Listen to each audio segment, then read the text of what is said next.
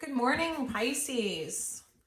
All right, welcome to your mid-November general reading. Again, these are general readings. They're not going to resonate for everyone.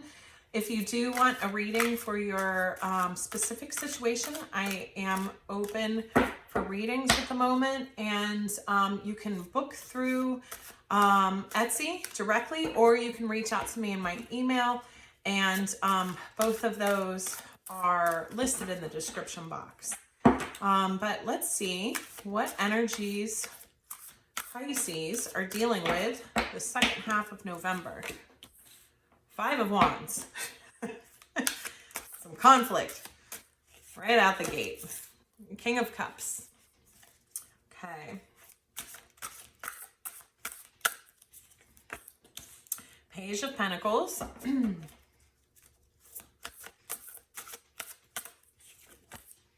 Eight of Wands.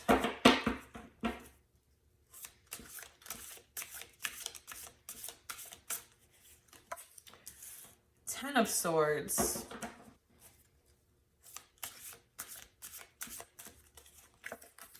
Six of Swords.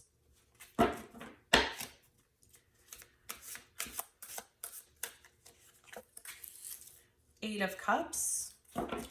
Well, that's a pretty clear message, Pisces. Eight of Swords. Pisces. It looks like we've got a situation here, King of Cups, that, you guys are water signs, of course. When I read this reading, this could either be you or it could be reverse for you. But I just read it one way because it's easier for me. But so there was some conflict in a situation involving this King of Cups. And the King of Cups energy is someone, I like the King of Cups. They don't wear their emotions on their sleeve. They are very heart-centered in terms of their thoughts and in terms of their goals often as well. But like I said, they don't wear their heart on the sleeve, but they are romantic, they are affectionate, they are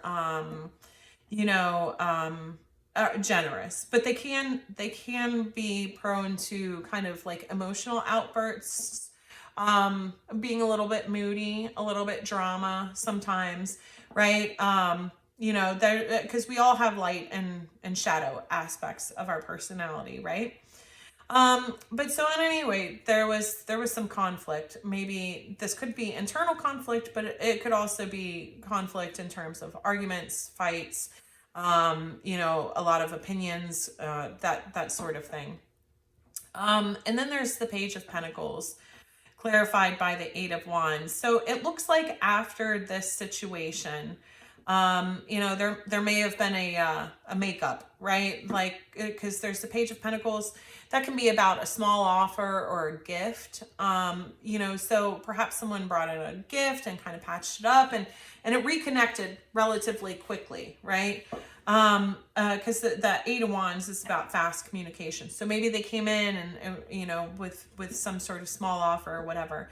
But I'm getting that what happened here is that, either in response to this or through another cycle, it just became too much with this person. It just became too much. There was just, Ten of Swords came out. That's a lot of betrayals. That's a lot of like I keep dealing with these knives, right? And okay, here's another thing, and they apologize and they're sorry, or they give you a gift or whatever, and you move past it, and then there's another thing that happens that seems too similar to that, and another thing, and now there's 10 swords, and tens are about completion. It's it's about enough is enough. It's done. And Six of Swords clarifying that shows that essentially you got to the point where you just want to move to calmer waters. You don't want to deal with these betrayals anymore. You don't want to deal with, these ups and downs and these, apologies and makeups and then betrayals again. And so I'm seeing the Eight of Cups for you is, you know, walking away from that situation.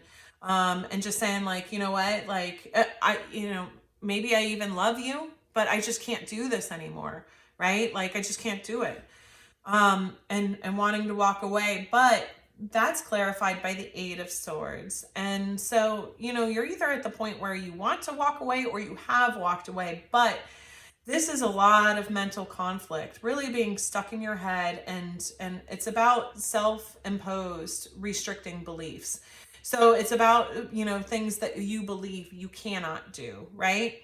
And so this may be about, you know, well, I don't know if I can be single if I was married to this person. I don't know that I have the finances to support myself here. I don't know that, you know, I could handle the kids on my own, or I don't know that, you know, that, you know, maybe, oh, look at it, what's on the bottom. Remember how I said that this came out while I was shuffling?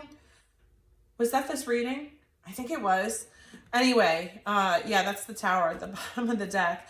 But yeah, so this is then a foundation that crumbled essentially, but you may be in the space of really not knowing if you can leave because you're wondering about like everything that could go wrong, right?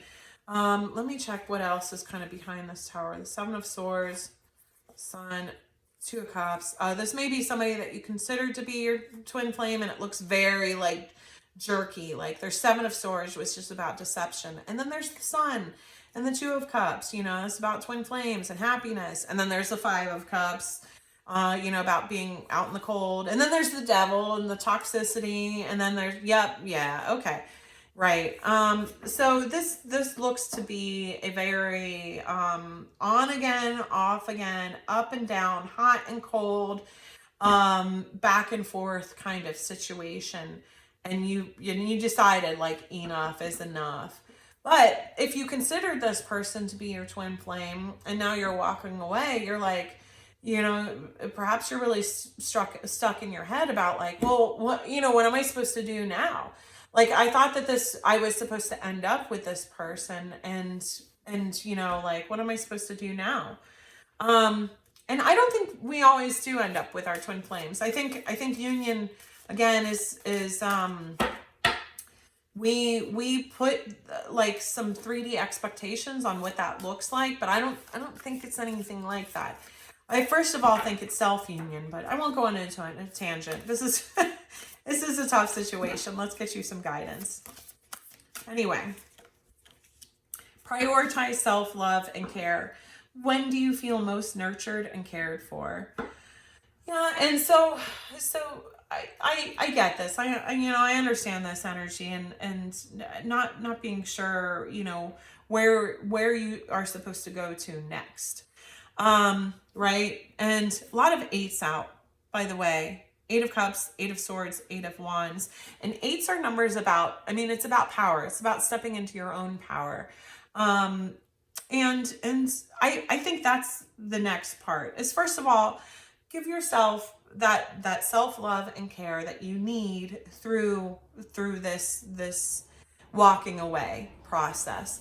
Because I see that's where you're going, is you're walking away. And I think that's the right answer, because when we walk away from someone else, usually it's walking towards ourselves.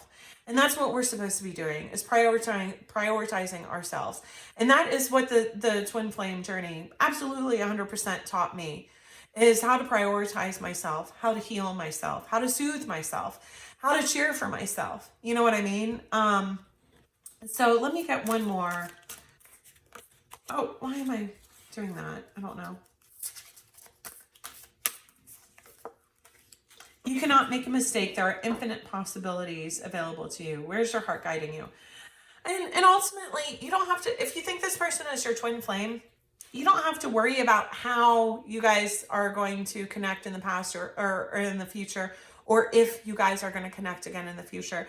If it's meant to happen, it will, and the universe has limitless ways to make that happen, okay? You know, let's get,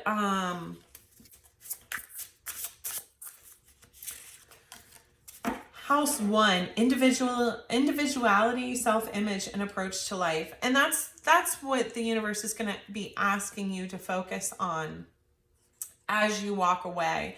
Again, you'll be walking back towards yourself. And so the next step is to go within and really kind of like work on what is unique and special about you in terms of your interests, in terms of your gifts, what is your self-image? What image are you presenting to the world? How do you see yourself? And does any of that align with actually who you are? And your approach to life. Again, if this is a twin flame, connection, our approach to life is often, twin flames can chase. They all chase at some point, right? And they all run at some point. And often, that has everything to do with attachment and drama. And so our approach to life can often be chasing not even just a person, but things. Chasing, that penultimate, point of success in our career, or or having our kids go to the best schools, or whatever it may be. Not to say that there's anything wrong with those goals, but how is your approach to life in terms of your daily habits helping you to support whatever those goals are that you have?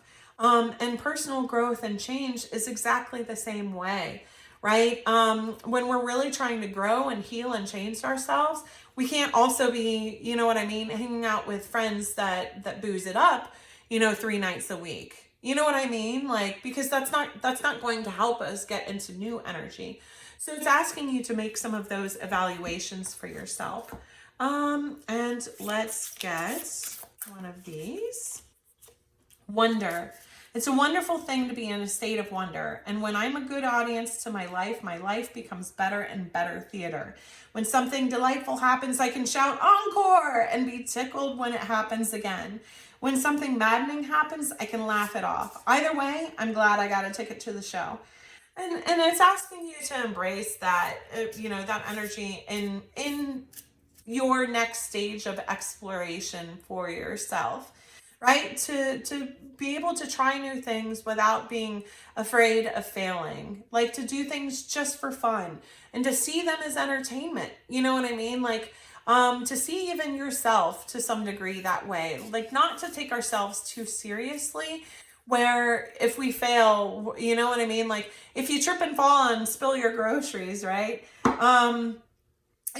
Not to hate yourself for being so clumsy or whatever, but to just see that as like a comical part of life where sometimes we do stupid things and it's because we're human and we're kind of adorable in that way, right? Like, we have these super high expectations on ourselves, but we're still in many ways like a child learning. And you wouldn't be mad at a child for not having learned something quickly enough, right?